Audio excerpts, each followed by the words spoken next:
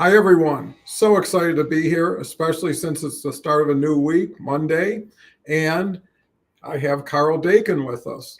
If you don't know Karl Dakin, you haven't been watching the show very much, and especially you haven't been watching Karl's shows, which are on Tuesdays and Thursdays preceding the show here.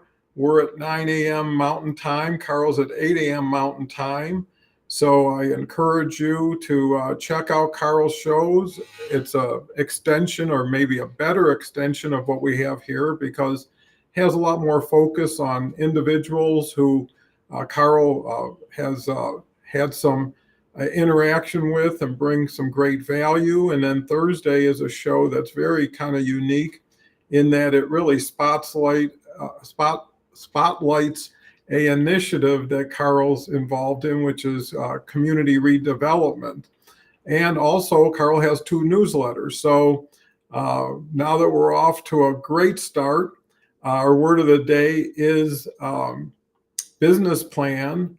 So I know that's an integral part of everything that relates to funding, even if it's very informal. Chat's wide open. Love to hear what your thoughts on business plan is out there, or experience. And with that, I'll turn it right over to Karl. Good morning, Don. Thanks for having me as a guest on your show this morning. It is Monday. Looking forward to a very busy, active week. And business planning is part of the conversation that's already in motion this morning, where I've been asked by a medical device company to come up with a plan for their capital campaign, and we're trying to stage the work so that we don't get over the tips of our skis, a phrase that's very common here in Colorado. When you lose balance because you put too much weight ahead of yourself instead of keeping your gravity underneath of you where you want it. We were talking about in this case, how we would go about starting a capital campaign, and before you get to the plan, you have a lot of work to do. In We call it pre-development work in real estate. We have other words in other industries, but the plan is intended to be a working tool to communicate within all of your team and all your contractors or anybody else who might be involved what needs to be done. So you want to list every task, and you want to make sure everybody understands what completion of that task means, because you may have difference of opinions, and this can create a gap, as we call it, a gap in performance. And then after you do that, then you want to make sure that you have somebody who has primary responsibility for performance of that task. So if you think of doing anything as a process where you go from A to B to C, you don't want to skip B to get to C. You want somebody to do B and have accountability. So if B doesn't happen, everybody knows who it was supposed to do it, not for purposes of placing blame, but to know what needs to be done next to fill in the gap or replace B or do whatever's necessary to get the task performed.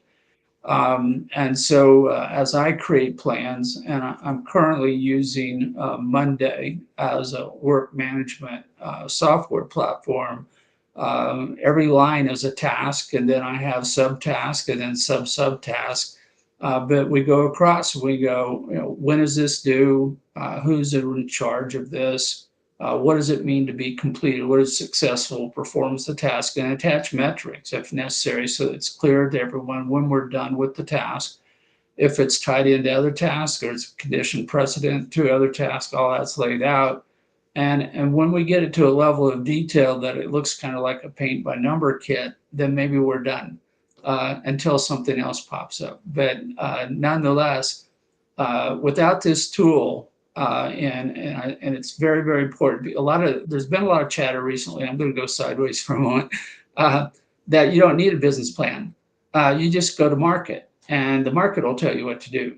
And I'm like, don't come to me with that kind of attitude because the market will tell you what to do. It'll typically tell you to go out of business because you failed to plan. And so there's no point having that kind of a strategy. but the plan is important for everyone to know where they're at, what their responsibilities are, so that everybody can work together as a team. And it serves as a document to communicate all this to everybody, so you kind of everybody knows who's working on what at whatever time you happen to be in the stage of a process. And I can't stress enough that you need a plan. You need to update it weekly, if not more. And the purpose of that is to keep everybody moving in the same direction at the fastest possible speed with the least amount of resources. So, Yeah, that's a very good start to identifying what a business plan could be or entails. You know, what I would, when I think of business plans, I think of a plan that's for yourself first, right? So you can put your ideas and thoughts and assumptions down and take a look at them, because in your mind, it always seems to work out really well until you actually get to see it on paper, right? Because you just, I guess the difference is, and I think to your point, is it's so easy to make assumptions. And then just based on assumptions, you're basing projections on those assumptions. Well, there's naturally an element of assuming something because it's in the future, but it also has to be tied to some reality or something that has a foundation. So you can say this is true, or this is what happens in this industry, or whatever. And because of that, here's where I think I can springboard off of. But it also, again, starts to develop in front of your eyes, because eventually, once you say, okay, that's an initial plan, maybe a formative plan, reality will start to show up. And all of a sudden, certain assumptions get tested. Reality starts to show you what is, maybe what also can be. But, you know, again, like anything else, it's the foundation of your plan, because people are going to ask you, how'd you come up with this plan? How'd you come up with these projections? You know, and if it's just, well, every year we're going to double sales because we just think that's great, well, that's fine. And sometimes you can even do better than that. But what is something that you can justify to yourself and then justify to others in order to feel like it's credible and like you're legitimate? Because, you know, how you plan is a reflection on how you're going to execute. Hopefully you'll execute the plan you're suggesting. And then what are the influences that could impact that plan? And usually the good, better, worse idea is as far as something that says, well, best case, worst case, average case, what would affect all three of those are important. So it's very dynamic, which makes it very easy to change. But again, why and what's going to change it to help you change your thoughts about it? We've got our jokester, Carrie, today. I'll share one joke with you. Daffy Duck was eating lunch with the rest of his friends. They asked how they would pay. Daffy said they could put it on his bill. Well, that's pretty tame. Here's a comment. Good morning, all. Couldn't get you on LinkedIn. Well, that tends to be the case in some cases. Glad you could find us on YouTube. I think sometimes it's a matter of upgrading your browser or refreshing it, because anyways, if it works for some, it means it's working for some. When it's not working for others, I think usually it's something that could be on someone else's end, but that's a stretch. I wouldn't put that in a business plan. So Karl, how do you take it to the next step? well, typically what I have found with most business plans is they didn't do the first step, which is all the work before putting the plan together. And you made a reference earlier about building your own plan, and I think that's an observation that would be good to share. Is that you are a part of a small business or a community project or something. You're one component. You need your own plan, and then the project or the business needs its own plan.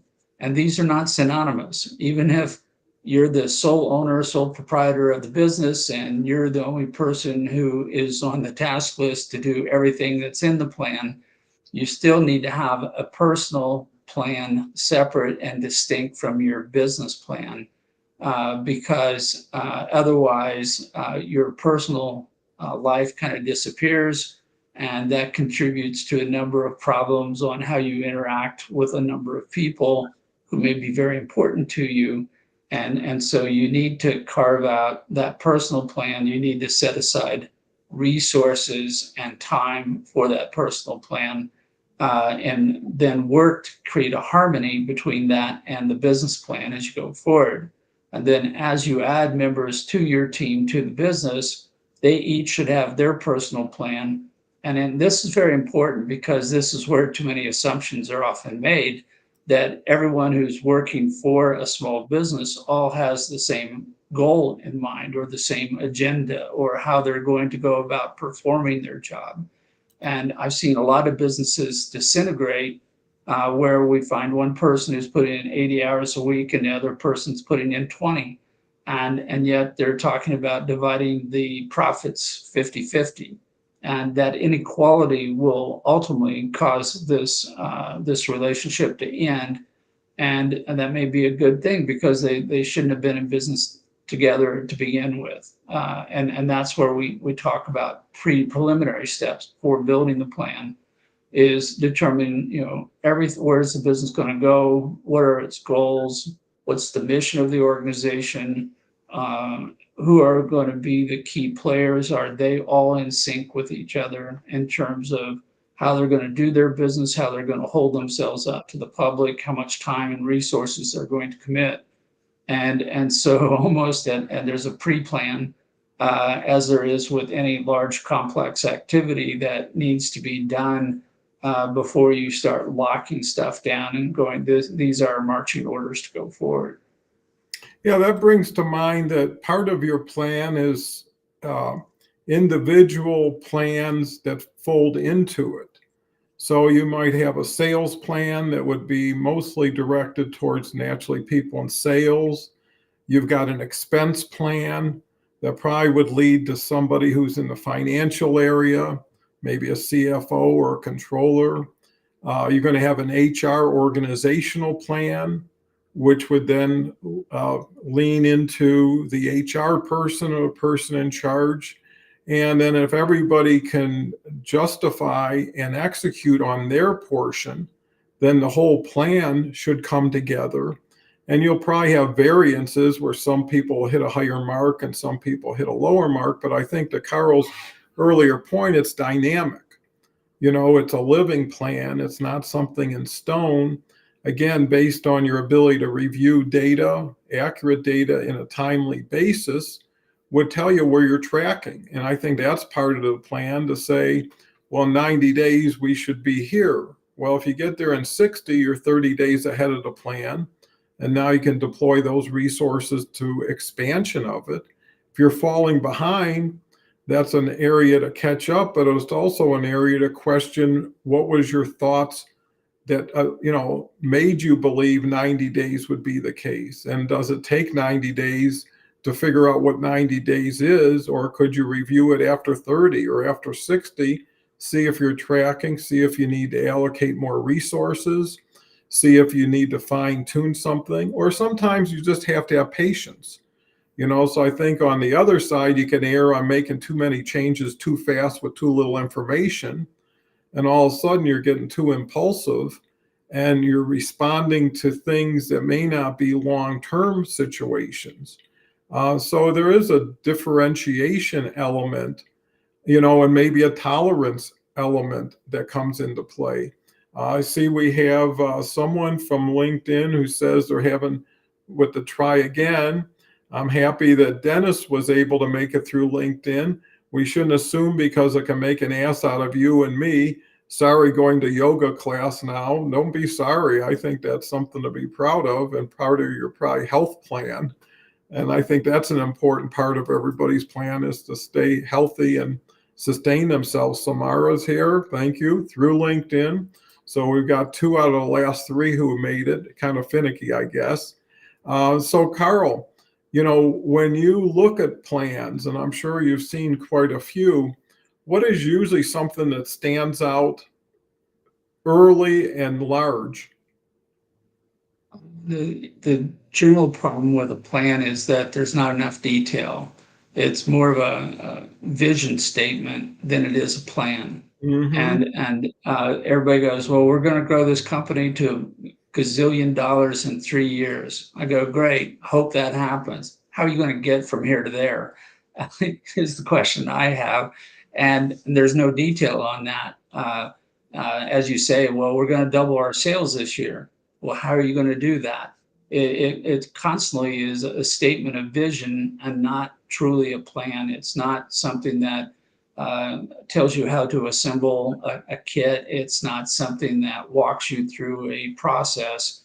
It's just an overstatement. And I will say that's the most common thing I see. And then when everybody goes, well, how are we going to get there? Well, it's assumed everybody will figure it out or they already know. And that's the recipe for a disaster. So it becomes problematic at that point. So instead of, you do need a vision, you need to state your goal where you want to go, but then you kind of have to reverse engineer it or work backwards from your goal to say, what are all the steps that are needed to get from where I'm at today, where my feet are on the ground, to this point in the future where I'd like my feet to be. And this carries over a lot into offering documents for fundraising, where they say, well, in 5 years, we're going to be worth $10 million. I go, hope so. Sounds like a great goal. How are you going to get from here to there?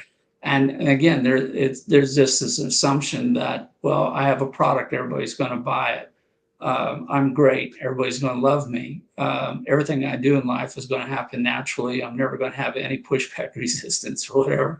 And it's failure of detail then says we don't really have a plan. We really don't know what we're going to do. We're just crossing our fingers and wishful thinking.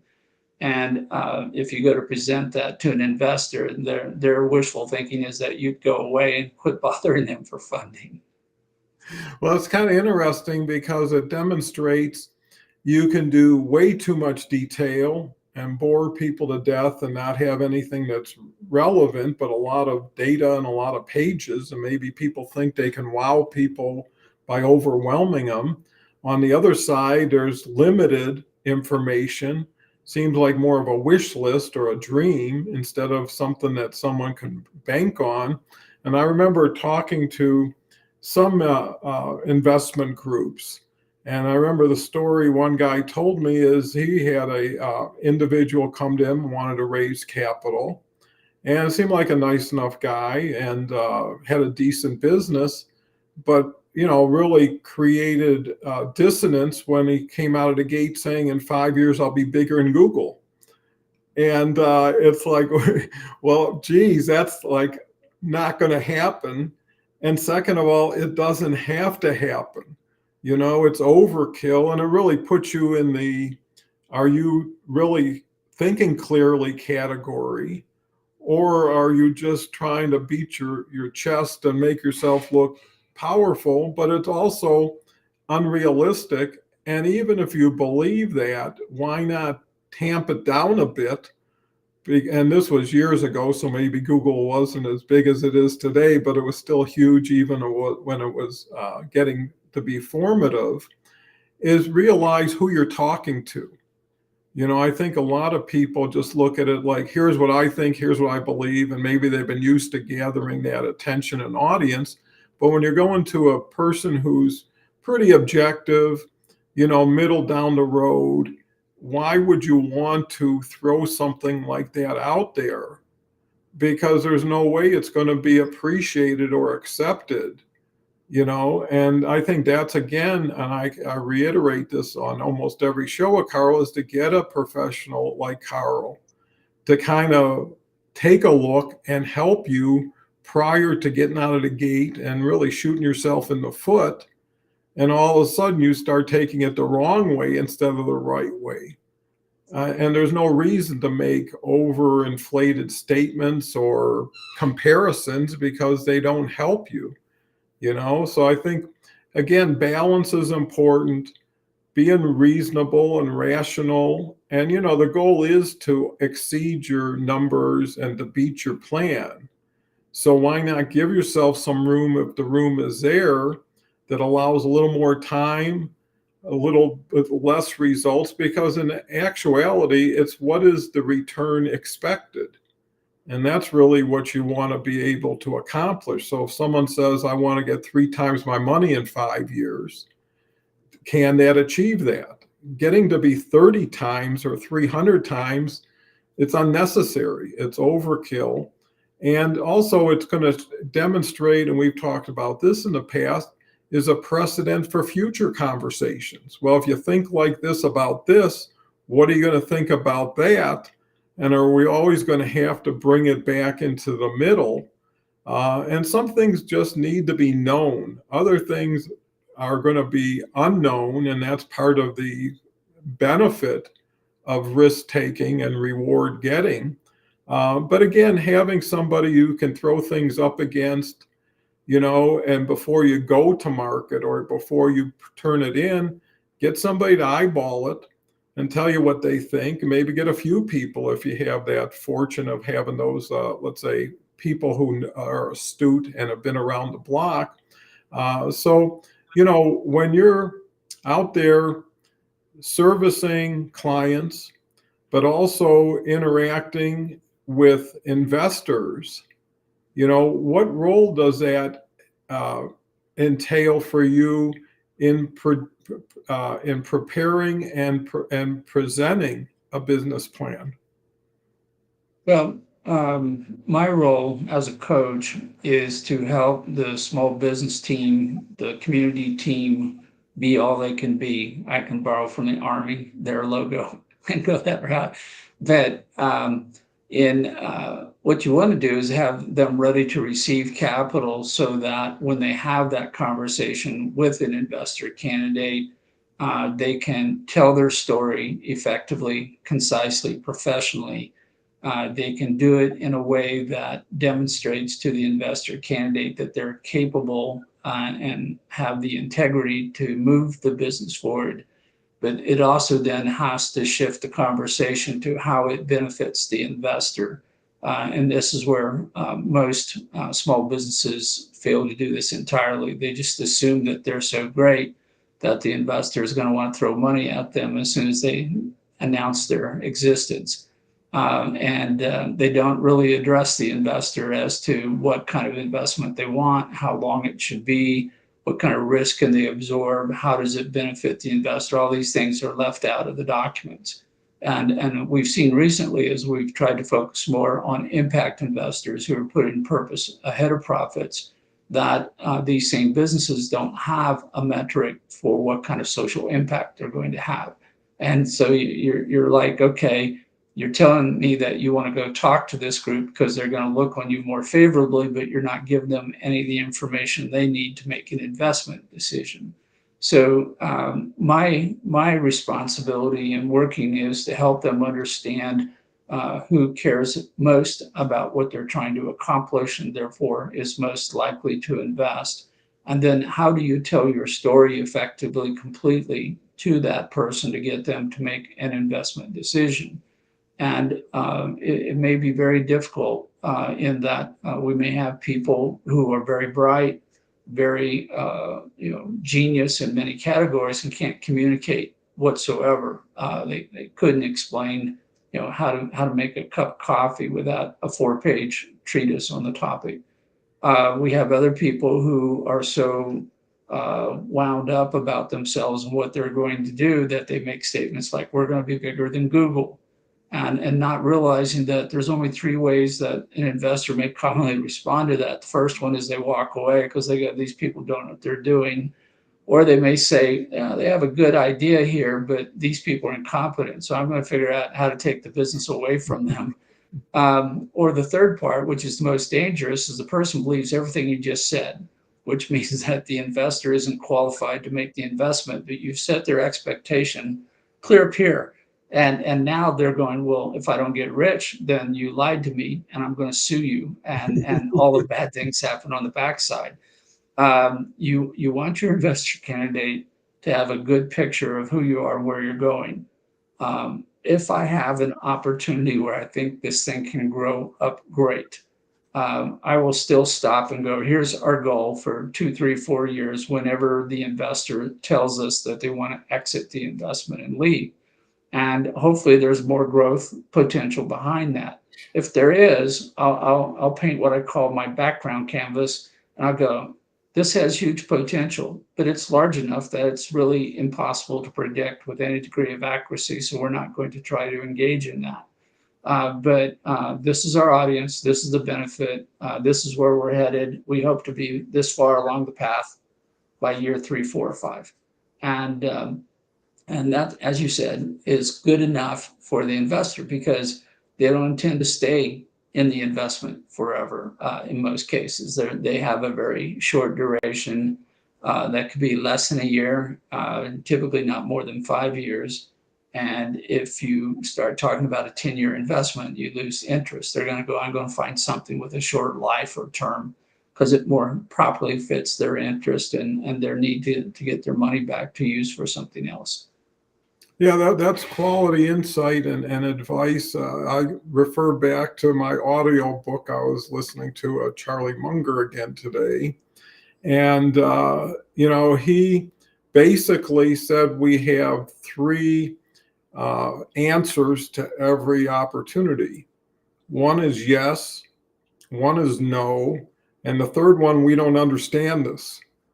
And anything they don't understand, they don't invest in, which is usually technology or pharmaceuticals, because there is a lot more complication than hardcore rental cars or insurance companies or things of that nature. And I think that's a pretty good insight, is make whatever you're sharing something that people can fully understand early on. Because when it gets complicated, it gets challenging and takes you away from your goal into, that story about a gentleman goes to a doctor. Doctor says, well, if you got a headache, take an aspirin. And the gentleman says, well, how's it work? And he says, swallow it. Right? You don't have to know all the chemical combinations and the patents and all that stuff. The other thing, and to borrow another saying from Pontiac, is we build excitement, right? So plans should be exciting. They should be interesting, but in a way that engages people, not putting off people. You want people to answer their own questions, not raise more questions from them, because at a certain point, you just burn them out. And I think the other element that could help people is do a little bit more research on who you're contacting. See the investments they made, see how well they turned out, see kind of what you can to derive some insight into what was their plan that won the day, because these are winners as far as at least being invested in. How well they turn out is, again, anybody's guess. But why would someone want to be in beyond just the money? Like Karl mentioned, maybe it's a cause. Maybe it's a supplier who has a vested interest, or a landlord who wants to continue to support you so you can continue to support them. And I think, it's better, I always say measure twice, cut once. It's always better to get it tight, to get it right, and to feel confident going in. Because when you're doing sketchy things or things that are really hard to explain or understand, you're not helping yourself, and your plan doesn't mean it's going to be the plan you present, right? You start out with a plan that you believe in, and you can be as creative, as imaginative as you want to when it's just you and you. But when it comes out to be going to the market, you want to clean it up. I mean, just like anything else, if you're going to sell a car, you'd probably get it detailed. You'd probably get it looking as good as it can without trying to make it into something it isn't, because why not? And it really does show, are you really conscientious? If you take a sloppy thing and throw it out there and hope people just can figure it out, well, you're putting yourself at a little bit of a risk, because it may be the thing that someone got turned off with. No different if you do an interview and you come kind of sloppy, you don't get there on time, you're not really focused on the interview, you're making it harder on someone to say, yeah, you're somebody I want to bring into my organization. And in a sense, you are entering someone's organization and someone's entering your organization, even if it's just from an advisory or just from an investor standpoint. So being respectful, being thoughtful, being polite goes a long way because you're the one is looking for the help. The people investing don't really need you, right? As much as you need them, because they're the one thing that can turn your plan into an executable reality, versus they can keep looking at deals until they're blue in the face and someone will show up. And actually, I'm sure most quality groups have more opportunities than they can take advantage of.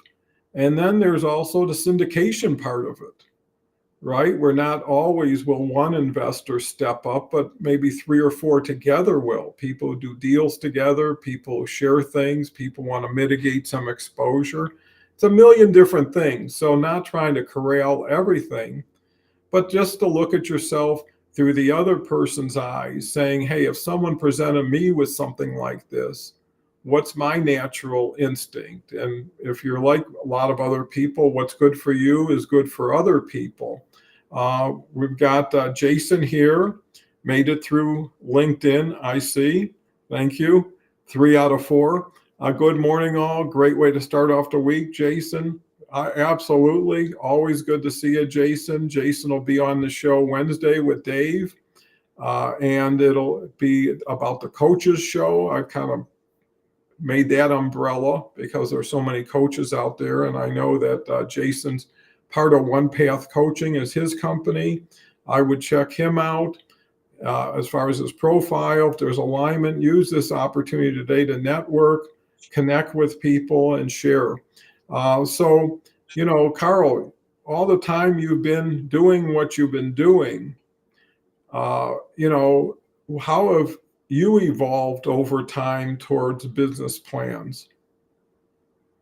Well, I remember being taught way back in business school about building a business plan. And of course, at that time, their whole purpose of business school was to groom you for mid-level management in a very large company. And so, of course, the first business I get involved with is a startup with only a couple of people in it. And everything that I learned in business school was pretty much worthless. But the planning is important. You can't, in some ways, plan enough. You can't spend all of your time planning because you have to be in operations, you have to be in sales, you have to be doing all the other elements of running a business. But the planning is what keeps you pointed towards your goal, allows you to determine if you're doing what you need to be doing or you need to make a change. And not necessarily a major change, but just a little bit of a thing like shifting from one type of software to another that does the same thing. So I'm using Folk CRM today, but I'm probably going to move over to Monday for good reasons. And it's not that folks doing anything wrong. It's not that it's a bad platform, but for who I'm working with, what kind of work I'm doing, I'm going to make a shift. And that has its own complications, but change is going to occur throughout the entire time, which is part of the reason why you have to refresh, update your business plan all the time.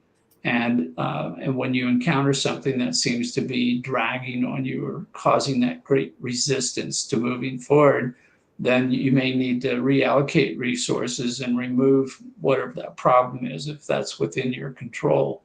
So, when I started, I will say I knew I needed to do business plans, didn't know how to do them right. Tended to be more of the visionary stuff and less of the instructional set. As I've moved forward and I've worked with all kinds of people in all kinds of industries with different levels of skill and competency, different backgrounds and training, you basically find that every time you put together an instruction set, you have to do like I'm smarter than a fifth grader.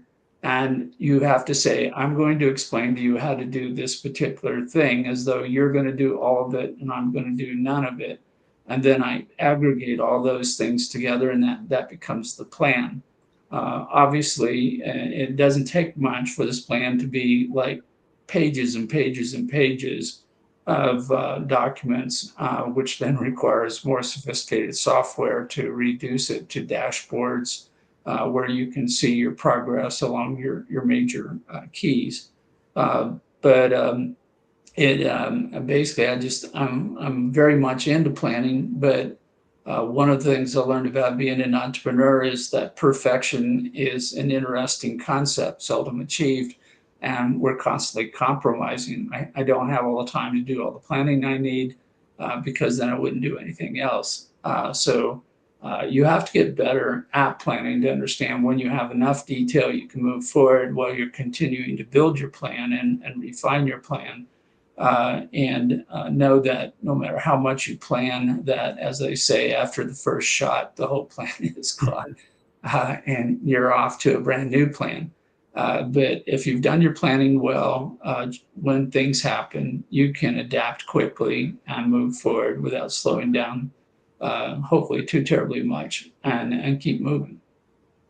Yeah, I think that one has to also take into consideration, um, you know, what have you done in the past, which will have an impact on how people view your plan, right? If you were one of the founders of Google and created a plan, you would have a lot more credibility when you would say, well, this is what I did plus what I plan on doing now. And that would be an extension of something that's real and something that people can justify. So again, it's why. The what is easy to say. I'm going to be this, I'm going to do that, and the future will always be your friend until it becomes the present. But it's, well, why did you put this number in? Even if it's just a question without a concern, why aren't you bringing in a chief marketing officer if marketing is the key? The other thing is, everybody always asks that question, what happens if you get hit by a bus? Right? That's always something that's going to come up because, if you're an investor, you don't want a one-trick pony. And you definitely, in most cases, don't want to enter the business and run it. Right? That was your goal, is to put your money to work and not to have to replace somebody. If you had to figure this person's not going to make it, then hey, why, like Karl says, find somebody in that area that you think can, as opposed to go in kind of half ready in a sense. And the other thing is to help yourself, knowing that, in my experience, and I think it's not uncommon, everything seems to take longer and cost more, whatever it is, and allocating for that, right? Saying that, we'd hope to get this done in 3 months, but we're giving ourselves 6 months, and giving ourselves some room. Because if you put too much pressure too fast with too little, something isn't going to go right. I mean, it's like redlining something at a certain point. You're running too hot, you're running too fast, and you have no reserve. So, and if it's not right, then take the time to get it right. Because once you hit the go button, it's too late. People's expectations and perceptions are already in place. And early surprises are never good surprises. I mean, it's one thing 6 months, a year later, something happens, something changes, no one could have anticipated, and I think it really comes down to just trust and confidence. If people trust you, have confidence in you and your plan, people are going to understand nothing works 100%. There's not a straight line to success in anything. But really, how creative are you? How innovative are you? What little extra touches do you bring to your plan that really isn't something that most people do because they weren't conscientious enough to really drill down and take what they learned and share it, because that hopefully gave yourself the justification. Because usually if an investor invests and they lose, well, that was a loss and it was part of their performance. It's your life. it's your career. It's your future in a way that you're jeopardizing. So when you're taking someone down the wrong road with you, you're going down the wrong road too. And I think there's no time to come back sometimes and do it again. There's a saying, if you don't have time to do it right, you have time to do it over again. And I'd rather do it right the first time and win. And also, the other thing is your confidence that you generate in others will be the confidence that you start to gain from them. So it is kind of a symbiotic relationship that success breeds more success. Confidence breeds more confidence. So, and I think it's also great to have everybody in harmony as much as possible. And then also, what is your requirements for an investor? What are you looking for from them? Are you looking for referrals? Are you looking for expertise in certain areas? If you're in a distribution business, you'd love to be with organizations that invest in distribution, have had a long track record, and have contacts in that industry. Early on, when I put my first business plan together, I went out and got a book, on how to do a business plan. And it was kind of basic, but it told you, here's the summary, here's this. And at least you had all your ducks in a row. How healthy or strong those ducks were might have been questionable, but you covered all the bases, or at least most of them. And, today there's even more resources available than ever before, where you don't have to go to the library or the bookstore. But again, is how teachable are you is a key element. You may be perfect, but stubborn. You may be someone who won't accept advice. And that's not going to lend itself to a happy, harmonious journey. So, it looks like we covered quite a few of the business plan basics. But I think in the end, it's all about people working with other people for a common purpose and a successful result. I know you're involved with a lot of diversified investment opportunities in different areas. What is the commonality? Although the deal may be different, where does it come together as, hey, this is kind of where things have to align? Well, from an investor standpoint, I'll set them aside momentarily, but the business is succeeding when it puts a product or service into the market that satisfies a need of enough customers at enough value that the customers are willing to pay the price that's put on that particular product or service. And this is a point where the business starts to kind of get its stride. It figures out enough that it can move forward. It's at least maintaining, sustaining, if not growing. And it's kind of fun at that point to see the business being there, doing what it's doing, and being a business.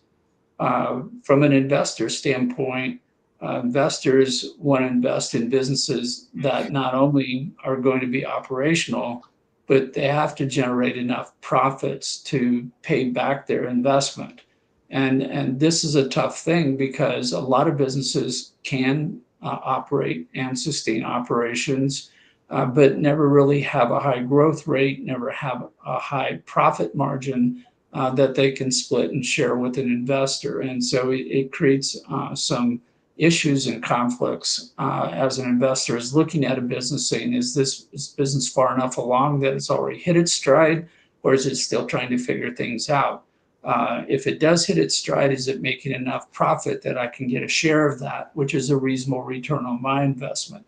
And even if profit's not my primary focus, I'm looking at it advancing a social cause, or it's a customer of mine from a vendor supplier, or I'm a customer of the business and I really want the product. I have to ask myself, is this business going to be around?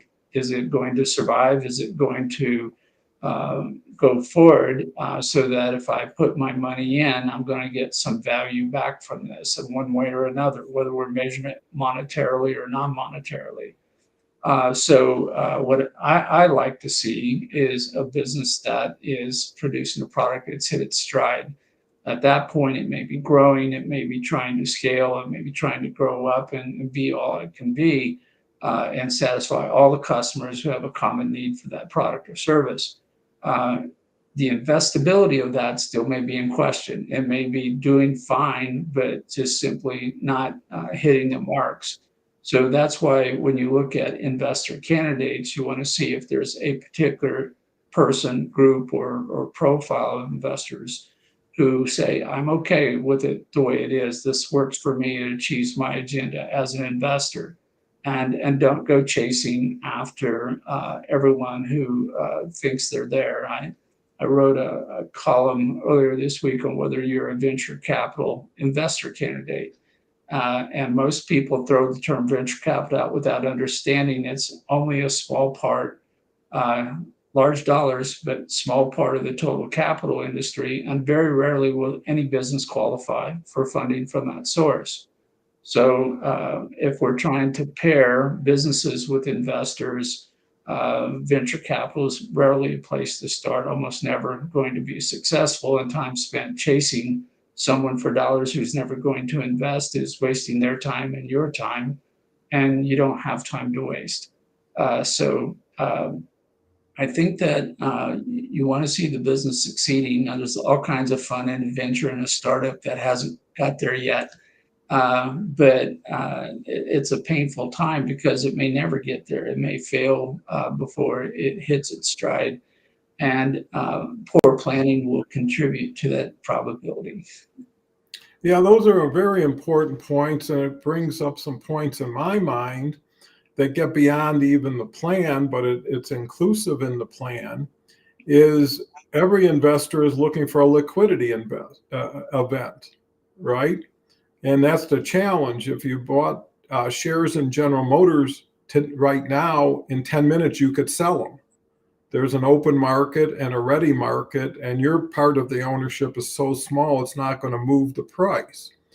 Well, it could be a great business and maybe something you want to run for 20 years, but the investor may say, hey, I got a 3 to 5 year horizon. How do I get out? And if there's no way out, then that's a nick on attractiveness. The other thing is, what is the equity you're giving up? Or maybe it's debt. Maybe it's debt convertible. Who knows? Whatever the scheme is, and which then lends itself to control. So if you have total control, no liquidity event in the future, and no ability for people to get their fair share, because it's all risk reward. The bigger the risk, the better the reward has to be to entice people to stay in.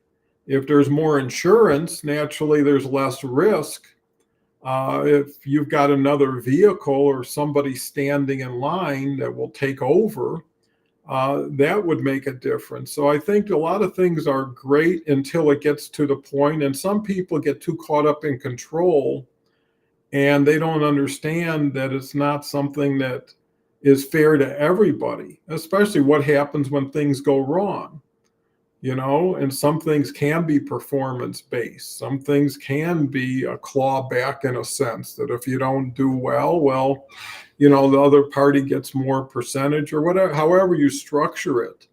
But it has to be right for both parties, or it's not going to be right for either party in time. And I think it's also about understanding everybody else's position. And I think that also would allow somebody to make an accommodation to say, some of these things we just need to discuss and negotiate, right? Where if I just put it in and it's in stone, it's like it's take it or leave it kind of deal. Or there could have been something we could have done to accommodate it or make a compromise. Or even to Karl's point earlier, what's important to you may not be important to them, and what's important to them may not be important to you. So understanding, out of the gate, here's my initial whatever. I'd love to hear what your thoughts are and where it is that you find value, where it is you find questions. and maybe I can do a better job of explaining, or maybe I can just say, well, it doesn't look like it's going to happen. And maybe we'll get back together again once I can figure it out. Because some people say, well, go back to work. And when you get your margins up to this point, or you get your costs down to that point, or you got 7, 8 months of experience in, we'd be in a better position to review it. So, never burn a bridge, but never build a bridge that won't stand up on its own either. And I think those are important. And I think the other thing is that, this is so, getting the best deal is not as important as getting the best group together, because not all things are equal. So, some people just take that last penny off the table. And some people will say, well, not to just throw money away, but I'm open, and I think as long as both parties are open, there's a chance. If it's take it or leave it, or it's an absolute, you're putting yourself at a risk situation. And again, it depends on the demand. It depends on the industry. Some things are hot, and then valuation comes into play. What is a pre-valuation of the company before the investment? Is it based on data? Is it based on results? Or is this a startup and you're looking for seed capital? And that's a whole different ball game too, because it's high risk, should be high reward, or at least some sort of fun and excitement that goes along with it. So, Karl, how do you balance all of these different dynamic elements, if possible? Well, I think what I do is I start simplifying the equation. I can dive into the details on reviewing a business plan, cash flow projections. I can look at the management team and their experience and so forth.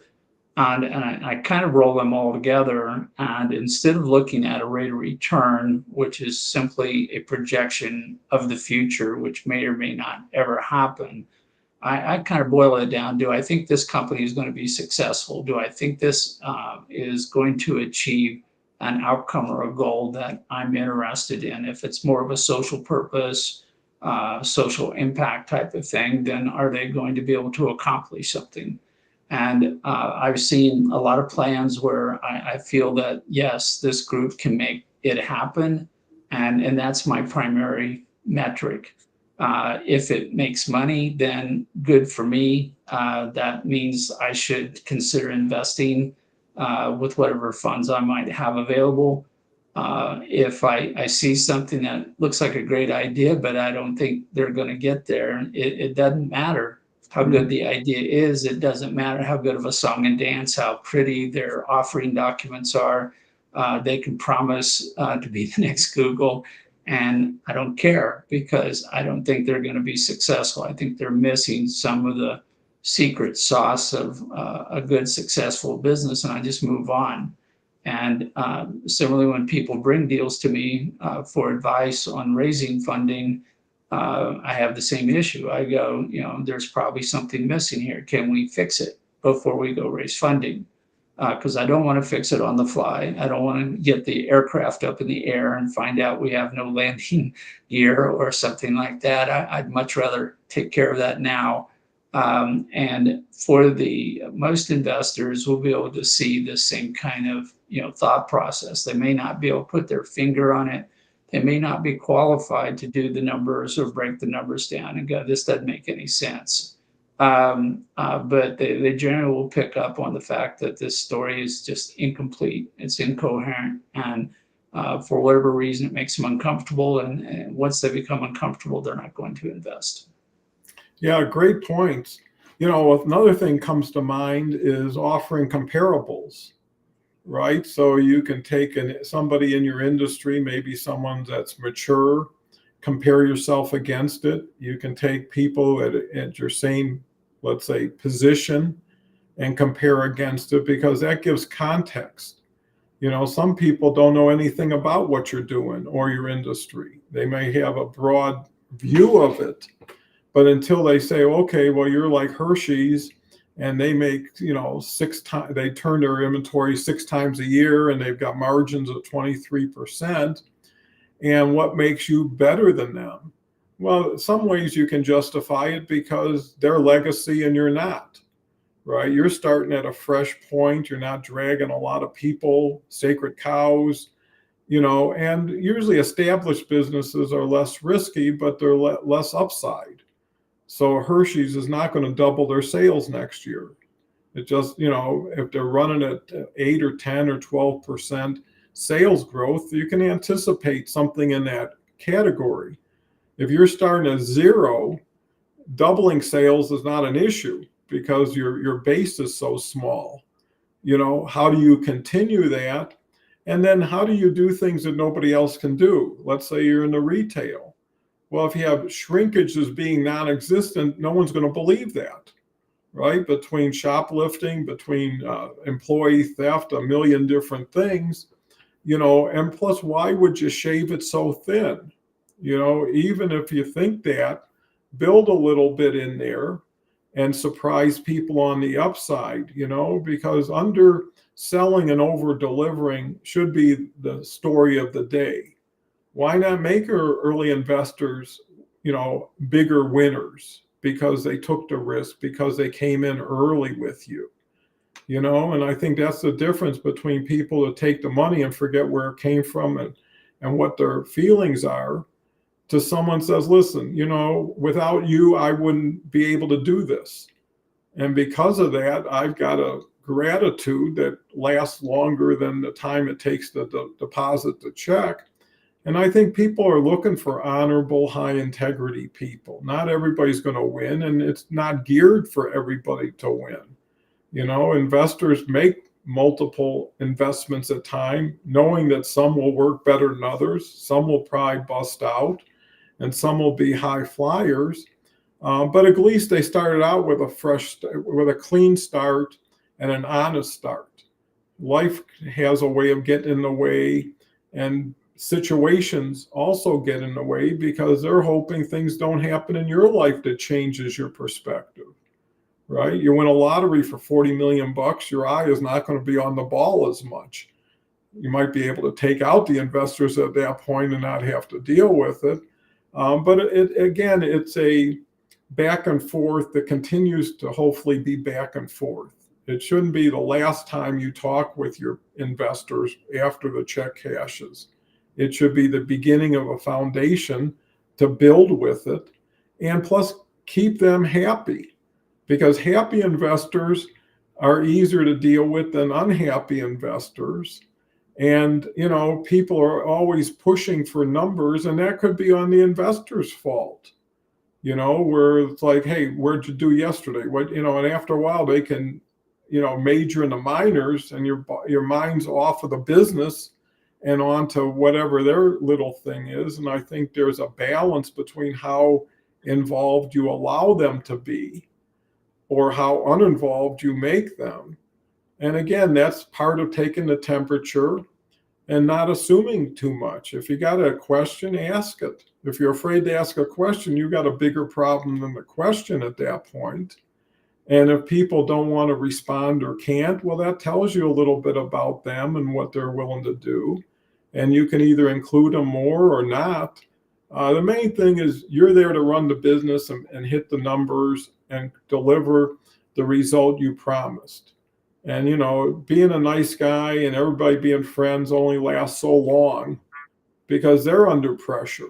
They've got people they have to account to, whether it's the people who invested in them to invest or their partners or whatever. So harmony can go a long way towards peace of mind and hopefully success.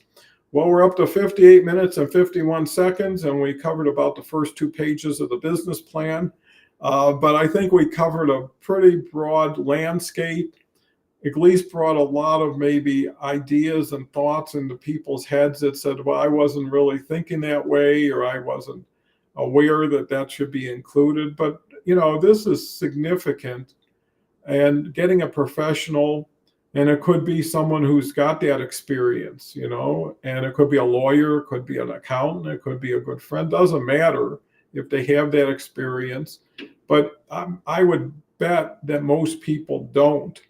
that you know. And that's why it's important to search out a professional who can give you something. The other thing, I know we're coming up on top of the hour, is what Irwin came up with, and I know Karl's adopting, is having a questionnaire that can get through most of the issues before you have to spend a lot of time or spend somebody else's time. So anyways, with that said, Karl, final thoughts? Yeah, I think that most people should step back and rethink how they're creating their business plan, but also more importantly, how they're updating it continuously to keep it current and keep it valid. But as you're starting to raise money, take this idea, go write a business plan for an investor to invest in your business. Lay out all the tasks, lay out all the milestones, all the metrics, and so forth, all the things that they should be doing to make them an optimal investor for you. And I think it'll give you better insight to the investment process and what you need to do to get ready so that when the investor asks you that question that you didn't think you were going to get, you have an answer immediately available for them. Yeah, there's something to being prepared. That's for sure. So with that, Karl, thank you again for a wonderful educational and entertaining session. And hopefully it inspires people to raise capital the right way, and hopefully think about a few things they might not have thought about without our support here today. So with that, come back tomorrow. Tomorrow is Tuesday. I've got Beverly Glazer. Wednesday, we've got Dave Snell and Jason Gerardo possibly. And then Thursday, we're back with Kelly. So thank you, Karl.